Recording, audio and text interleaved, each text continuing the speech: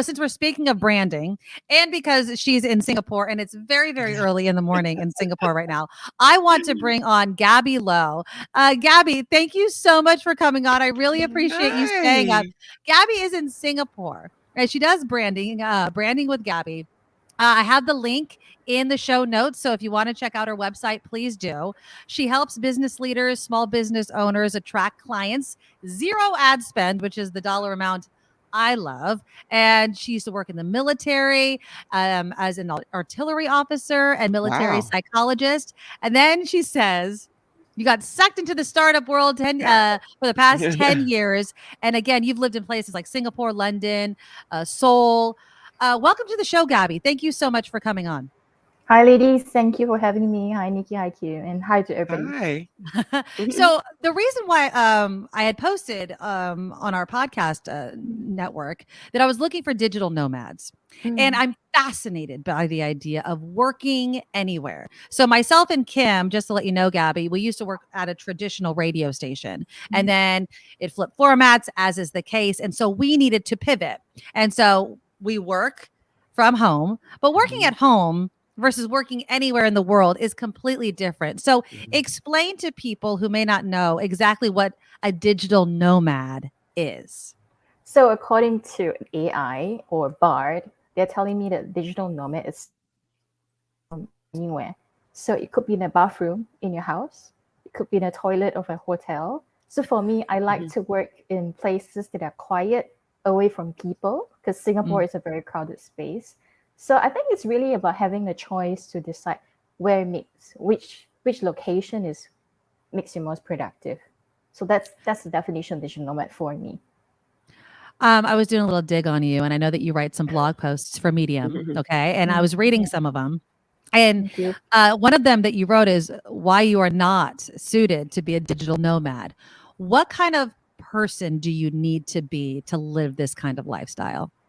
You have to be somebody who's willing to accept change and to live in a location and to eat food, to speak a language or understand language that you're not familiar with.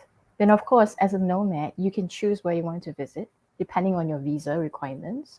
So I chose the most difficult place you could imagine, which is South Korea. I hardly spoke a word of Korean, unfortunately. But fortunately, the people there speak and understand English. It's just that they are not so open about it because their first language is Korean. And I realized that if you're not open to trying new cuisines, you're not open to making friends who are complete strangers who don't speak your English, your native tongue, it's going to be very difficult for you. Yeah. I don't want to get personal, but I will. Are you married? Do you have kids? I mean, that I can't imagine this lifestyle is made for someone like myself or Kim. We're married. We have kids in school. It has to be difficult.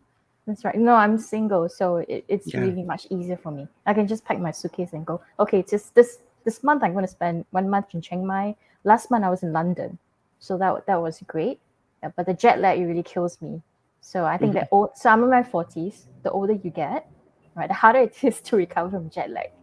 Yeah. So I would say choose places that are time zone friendly for your clients as well. So fortunately, the UK and Singapore, the time zones was like 6 to 8 hours, so it wasn't so bad. And I like that I'm familiar with London. I lived there for 3 years before, friends there. So I think it's also finding a location where you can also find foods that you eat comfortably. Right. If you got a whole lot of allergies, it's gonna be difficult. Yeah, I like that it's a lifestyle that doesn't let work hold you back from experiencing the world. Because most of us feel like we're stuck in the same place.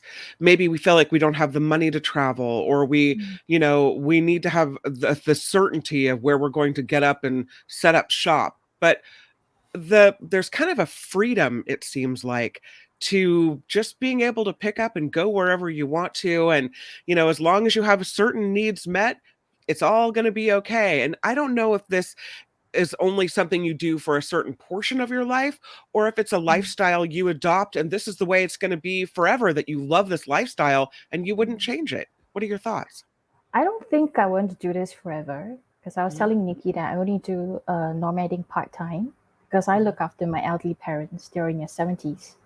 So on one occasion, I had to cut short my trip because my father had a fall and I had to be around to look after him. So it really depends on our life cycle. Like, you guys, these ladies have kids now, but when your kids grow up, you can travel anywhere. Right? Yeah. Mhm.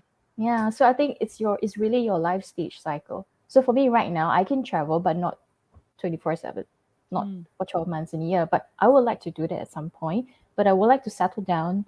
Maybe 6 months I'll stay in Singapore. Another 6 months I'll be in another country. So that's my ideal retirement plan.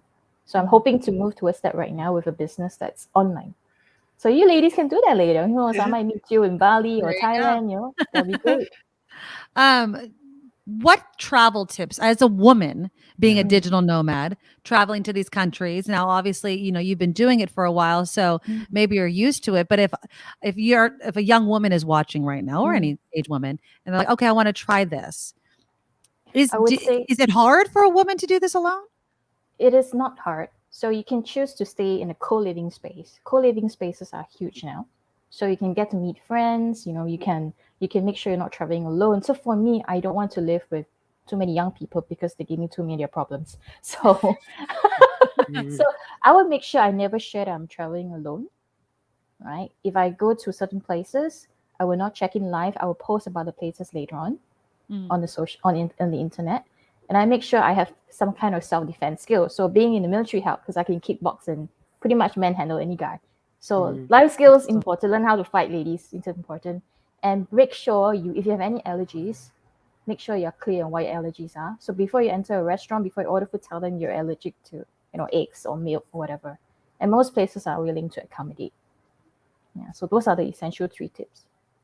What is the biggest pro and what is the biggest con of being a digital nomad?